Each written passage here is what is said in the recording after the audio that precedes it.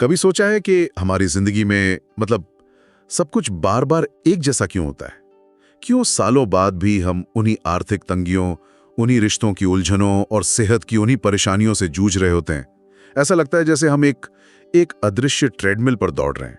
मेहनत तो बहुत कर रहे हैं पर पहुंच कहीं नहीं रहे। क्या हो अगर इसका जवाब बाहर नहीं बल्कि हमारे अंदर ही छिपा हो? आज हम इसी सवाल की गहराई में उतरेंगे। डॉक्टर जो डिस्पेंजा की किताब है breaking the habit of being yourself. और ये किताब एक बहुत ही, आप कह सकते हैं, क्रांतिकारी विचार सामने रखती है कि हमारी जिंदगी की हकीकत हमारी अपनी शख्सियत ही बना रही है, और जब तक शख्सियत नहीं बदलेगी हकीकत भी नहीं बदलेगी। और आज हमारी इस गहरी पड़ताल का मकसद यही समझना है कि हम एक ही जैसे अनुभवों के इस चक्रव्यूह को कैसे तोड़ सकते हैं।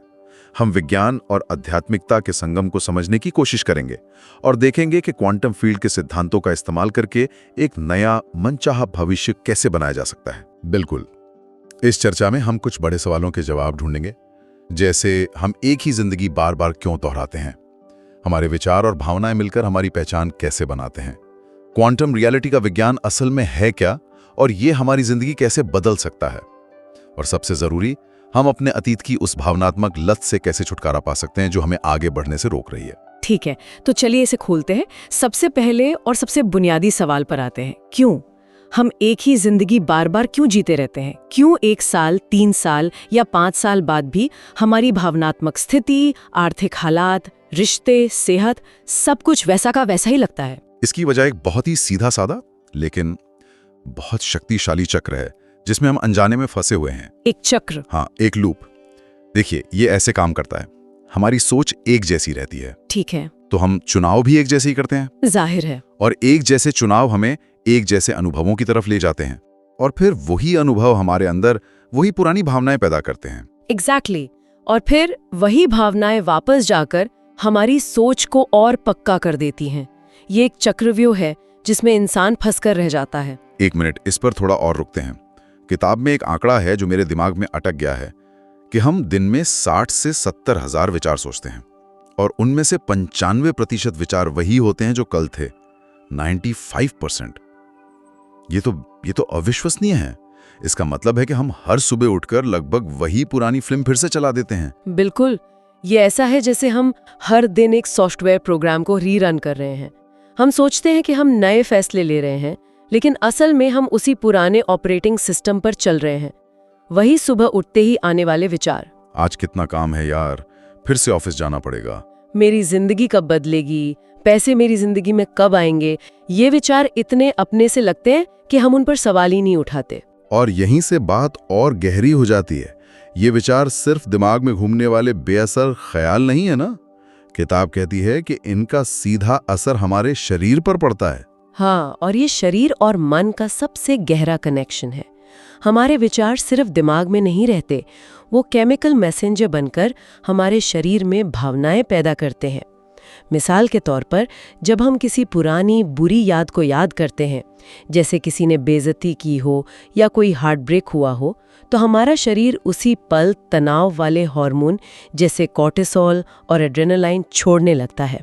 यहाँ पर सबसे दिलचस्प और थोड़ी डरावनी बात यह है कि शरीर को असलियत और याद में फर्क नहीं पता।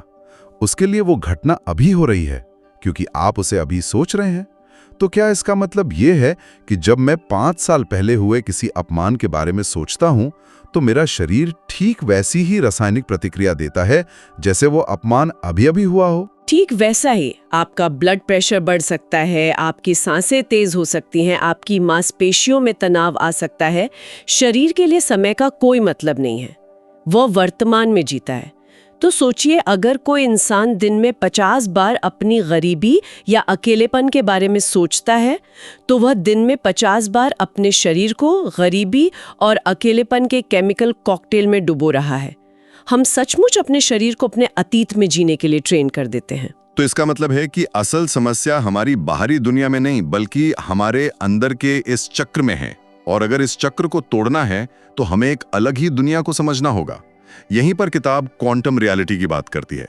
सच कहूं तो जब मैंने पहली बार ये पढ़ा तो ये मुझे थोड़ा साइंस फिक्शन जैसा लगा। ये ब्रह्मांड पहले ऊर्जा है, भौतिक चीज बाद में। इसका आम इंसान के लिए क्या मतलब हुआ? ये पारंपरिक सोच से बिल्कुल अलग है। हम दुनिया को ठोस चीजों से बना हुआ देखते हैं, कुर्सी, मेज, हमारा शरीर। लेकिन क्वांटम फिजिक्स कहती है कि हर चीज पदार्थ बनने से पहले ऊर्जा और सूचना के रूप में मौजूद है। डॉक्टर जो डिस्पेंजा क्वांटम फील्ड को एक अदृश्य ऊर्जा के महासागर के रूप में समझाते हैं। सोचिए, एक ऐसा समंदर जिसमें पानी नहीं बल्कि सिर्फ ऊर्जा की लहरें हैं और हर लहर एक संभावना है। मतलब मेरी ड्रीम जॉब, मेरी अच्छी सेहत, मेरा सपनों का रिश्ता, बेशुमार दौलत, ये सब चीजें पहले से ही उस ऊर्जा के समंदर में एक संभावना के तौर पर तैर रही हैं?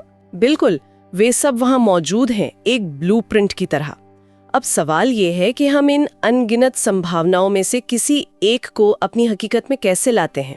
यहीं पर हमारा दिमाग और हमारी भावनाएं काम आती हैं। किताब में रेडियो की बहुत अच्छी मिसाल दी गई है। हाँ, ये मुझे बहुत पसंद आई कि हमारा दिमाग एक ट्रांसमीटर की तरह है। जैसे अगर हमें 94.3 FM सुनना है तो हम उस फ्रीक्वेंसी पर ट्यून करते हैं और गाना बजने लगता है। तो क्या इसका मतलब है कि हम अपनी हकीकत को आकर्षित नहीं करते, हम उसे ट्यून करते हैं? बिल्कुल सही पकड़ा आपने। हमारे विचार एक इलेक्ट्रिकल सिग्नल भेजते हैं और हमारी भावनाएं एक मैग्नेटिक सिग्नल भेजती हैं। जब ये दोनों मिल जाते हैं तो एक इलेक्ट्रोमैग्नेटिक सिग्नल बनता है जो क्वांटम फील्ड में एक खास फ्रीक्वेंसी भेजता है। जब हम डर और चिंता की सोच रखते हैं तो हम डर की फ्रीक्वेंसी भेजते हैं और क्वांटम फील्ड हमें और ज्यादा ऐसी चीजें देता है जिनसे डर लगे। और जब हम कृतज्ञता यानी ग्रैटिट्यूड महसूस करते हैं तो हम एक बहुत ही शक्तिशाली हीलिंग सिग्नल भेजते हैं। लेकिन क्या ये सिर्फ एक अच्छा महसूस करने वाला विचार है या इसके पीछे कोई ठोस विज्ञान भी है? इसके पीछे ठोस विज्ञान है। इस किताब में कई वैज्ञानिक प्रमाण दिए गए हैं। एक बहुत दिलचस्प प्रयोग में जब लोगों ने प्यार, कृतज्ञता और आनंद जैसी ऊंची भावनाएं महसूस की तो उनकी हार्ट रेट वेरिएबिलिटी को मापा गया। MRI और ECG स्कैन में साफ दिखा कि उनके दिल ने एक सुसंगत यानी कोहेरेंट इलेक्ट्रोमैग्नेटिक फील्ड बनाना शुरू कर दिया।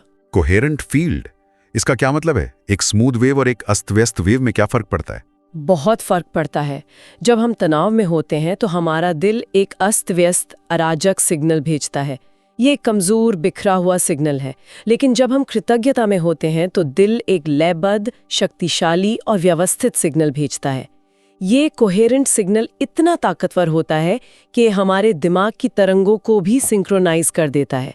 शरीर एक गहरी शांति और हीलिंग की अवस्था में चला जाता है। एक मरीज जिसका इम्यून सिस्टम बहुत कमजोर था, जब उसने रोजाना इस तरह की भावनाओं को महसूस करना शुरू किया तो उसके इम्यून मार्कर में 50% तक का सुधार आया। 50%? जी। ये कोई जादू नहीं, ये मापने योग्य विज्ञान है। तो हमारी सबसे बड़ी गलती ये है कि हम चाहते तो पैसा है लेकिन अंदर से कमी महसूस कर रहे होते हैं। हम चाहते तो प्यार है लेकिन अंदर से अकेलेपन की भावना होती है। हमारा इलेक्ट्रिकल सिग्नल यानी सोच और मैग्नेटिक सिग्नल यानी भावना एक दूसरे से मेल नहीं खाते, इसलिए हमारा सिग्नल ब्रह्मांड तक पहुंच ही नहीं पाता। बिल्कुल, हम एक ही समय में 2 अलग-अलग रेडियो स्टेशन चलाने की कोशिश कर रहे होते हैं।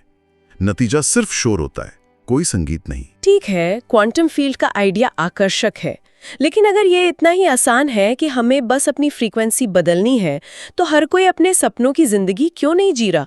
कोई तो बहुत बड़ी बाधा होगी जो हमें रोकती है। और आपने बिल्कुल सही नस पकड़ी है, वो बाधा है हमारा अतीत। किताब में एक बहुत ही कड़वा सच बताया गया है, हम शारीरिक रूप से अतीत की भावनाओं के आदी हो जाते हैं। आपका शरीर आपके दिमाग से बेहतर आपके अतीत को याद रखता है। आदी हो जाते हैं, जैसे किसी को ड्रग्स या शराब की लत लगती है, वैसे। मुझे ये बात थोड़ी अजीब लगी। कोई दुख या गुस्से का आदी कैसे हो सकता है? कौन चाहेगा कि उसे बुरा महसूस हो? चेतन रूप से कोई नहीं चाहेगा, लेकिन ये प्रक्रिया अवचेतन और शारीरिक स्तर पे होती है। समझिए, जब भी हमारे साथ कोई दर्दनाक घटना होती है, ब्रेकअप, बेइज्जती, कोई चोट, तो हमारे शरीर में तनाव के रसायन यानी न्यूरोपेप्टाइड्स बनते हैं। अगर हम उस घटना को बार बार सोचते हैं तो शरीर में बार बार वही रसायन बनते हैं। समय के साथ हमारे शरीर की कोशिकाओं पर मौजूद रिसेप्टर्स को इन रसायनों की आदत पड़ जाती है और फिर एक समय ऐसा आता है जब शरीर को इन रसायनों की जरूरत महसूस होने लगती है, ठीक वैसे ही जैसे किसी नशेड़ी को अपनी डोज की जरूरत होती है। तो मतलब शरीर खुद ही वैसी परिस्थितियां बनाने लगता है जिससे उसे अपनी केमिकल डोज मिल सके। ये तो बहुत ही डरावना है। हाँ, किताब में एक बिजनेसमैन का बहुत अच्छा उदाहरण दिया गया है। उसका तलाक हुआ था क्योंकि उसके पार्टनर ने उसे धोखा दिया था। उसने बहुत गुस्सा, दुख और विश्वासघात महसूस किया। अब सालों बाद जब भी वो किसी नए रिश्ते में जाने की कोशिश करता, उसका शरीर अपने आप धोखे और दर्द की उन पुरानी भावनाओं को फिर से सक्रिय कर देता। अच्छा। हाँ, वो किसी अच्छी महिला से मिलता, सब कुछ ठीक चल रहा होता, लेकिन अंदर से उसका शरीर बेचैन होने लगता। अरे, वो जानी पहचानी दुख और धोखे वाली फीलिंग कहाँ है? और फिर उसका दिमाग उस फीलिंग को सही ठहराने के लिए वजह ढूंढने लगता। जैसे कि देखो, उसने मेरा मैसेज तुरंत नहीं देखा, जरूर कुछ गड़बड़ है। बिल्कुल, क्या पता ये दोबारा हो जाए। वो अनजाने में ही अपने नए रिश्ते को बर्बाद कर देता, सिर्फ इसलिए ताकि उसका शरीर अपनी पुरानी जानी पहचानी रासायनिक अवस्था में लौट सके। और धीरे धीरे ये भावना उसकी पहचान बन जाती है। जो भावना थी कि मुझे धोखा मिला, वो ये पहचान बन जाती है कि मैं एक ऐसा इंसान हूं जिसे हमेशा धोखा मिलता है। जो सोच थी कि पैसे के मामले में मेरी किस्मत खराब है, वो ये पहचान बन जाती है कि मैं पैसों वाला इंसान नहीं हूं। और हमारी पहचान ही हमारी व्यक्तिगत हकीकत को बनाती है। हम अपनी ही बनाई हुई जेल में कैद हो जाते हैं। बिल्कुल, आपका शरीर आपका अवचेतन मन बन जाता है। आप चेतन मन से चाहे कितनी भी तरक्की चाहें, अगर आपका शरीर अतीत की भावनाओं का आदी है तो वो आपको हमेशा पीछे खींचता रहेगा। ये तो बहुत ही निराशाजनक लगता है। हम अपनी ही बायोलॉजी के खिलाफ लड़वाएं। तो फिर इससे बाहर निकलने का रास्ता क्या है? हम एक नया भविष्य बनाएं कैसे? रास्ता है, और वो मेडिटेशन के जरिए है। लेकिन ये वो मेडिटेशन नहीं है जिसमें आप सिर्फ अपना दिमाग खाली करते हैं। ये एक सक्रिय प्रक्रिया है। यहाँ किताब में नेटफ्लिक्स की एक बहुत अच्छी मिसाल दी गई है। हमारी नीयत यानी हमारा इरादा और हमारी ऊंची भावना क्वांटम फील्ड के लिए रिमोट कंट्रोल की तरह है। इसको थोड़ा और समझाइए। तो मतलब मेरा इरादा नेटफ्लिक्स पर एक खास फिल्म चुनना है, मान लीजिए सफलता। लेकिन मेरी भावना मेरा वाईफाई सिग्नल है। अगर मेरा वाईफाई सिग्नल मैं किसी लायक नहीं हूँ वाला है, तो फिल्म कभी लोड ही नहीं होगी, सिर्फ बफरिंग होती रहेगी। क्या बेहतरीन तरीके से समझाया है आपने। बिल्कुल यही बात है। असली काम सिर्फ सकारात्मक सोचना नहीं है। असली काम है अपने भविष्य की भावनाओं को वर्तमान में, आज में, अभी महसूस करना। इसका मतलब है कि आप उस सफलता के लिए कृतज्ञता महसूस करें जो अभी तक मिली नहीं है। आप उस प्यार की खुशी महसूस करें जिसे आप पाना चाहते हैं, जैसे कि वो पहले से ही आपकी जिंदगी में है। लेकिन यहीं पर सबसे बड़ी मुश्किल आती है। ये थोड़ा बनावटी नहीं लगता? आप उस चीज के लिए कृतज्ञ कैसे हो सकते हैं जो आपके पास है ही नहीं? ये तो खुद से झूठ बोलने जैसा है। ये एक बहुत ही जरूरी सवाल है और ज्यादातर लोग यहीं अटक जाते हैं। देखिए, आपका शरीर आपकी सोच और आपकी भावनाओं में फर्क नहीं कर सकता। वो सिर्फ उस केमिकल सिग्नल को समझता है जो उसे मिल रहा है। जब आप उस भविष्य की कल्पना करते हैं और उस कल्पना से जुड़ी सच्ची भावना महसूस करते हैं, चाहे वो सिर्फ 60 सेकंड के लिए ही क्यों ना हो, तो आपका शरीर उन रसायनों को बनाना शुरू कर देता है जो उस नई हकीकत से जुड़े हैं। आप सचमुच अपने शरीर को भावनात्मक रूप से ये सिखा रहे होते हैं कि भविष्य की ये हकीकत अभी हो चुकी है। तो मतलब उस भावना को पैदा करना सीखना होगा। खुशी या कृतज्ञता महसूस की हो, उस भावना को अपने अंदर जगाइए और फिर उसे अपने मन चाहे भविष्य के साथ जोड़ दीजिए। ये एक स्किल है जिसे अभ्यास से सीखा जा सकता है। ऐसा करके आप अपने दिमाग के न्यूरल कनेक्शन को फिर से तार करते हैं, अपने शरीर को ठीक करते हैं और अपनी पहचान को अतीत में जीने वाले इंसान से भविष्य में जीने वाले इंसान में बदल देते हैं। तो असल में हम अपने भविष्य की यादें बना रहे हैं उसके होने से पहले। हम अपने दिमाग और शरीर को समय से पहले ही बदल रहे हैं ताकि हम उस भविष्य के लिए एक चुंबक बन सके। एकदम सही। आप उस इंसान की तरह सोचना और महसूस करना शुरू करते हैं जो आप बनना चाहते हैं।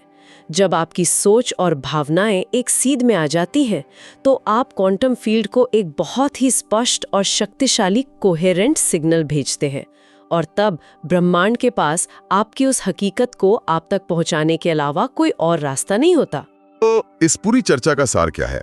अगर हम इसे एक लाइन में समेटना चाहें तो वो ये है, अपनी बाहरी हकीकत यानी अपनी पर्सनल रियलिटी को बदलने के लिए हमें अपनी अंदरूनी शख्सियत यानी अपनी पर्सनालिटी को बदलना होगा। और पर्सनालिटी क्या है? हमारे सोचने और महसूस करने का तरीका। जब तक हम वही इंसान बने रहेंगे जो हम कल थे, हमारी जिंदगी भी वैसी ही बनी रहेगी जैसे कल थी। बिल्कुल सही। बदलाव अंदर से शुरू होता है, बाहर से नहीं। और इसी सोच के साथ हम सुनने वालों के लिए एक सवाल छोड़ना चाहेंगे। एक पल के लिए रुकिए और ईमानदारी से सोचिए, आपकी आज की जिंदगी को परिभाषित करने वाली सबसे प्रमुख भावना कौन सी है? क्या वो तनाव है, डर है, गुस्सा है या कमी की भावना है? और आप सोचिए, ऐसी कौन सी एक नई भावना है जिसे अगर आप हर दिन जीना शुरू कर दें तो वो ब्रह्मांड को एक बिल्कुल नए भविष्य का संकेत देना शुरू कर सकती है।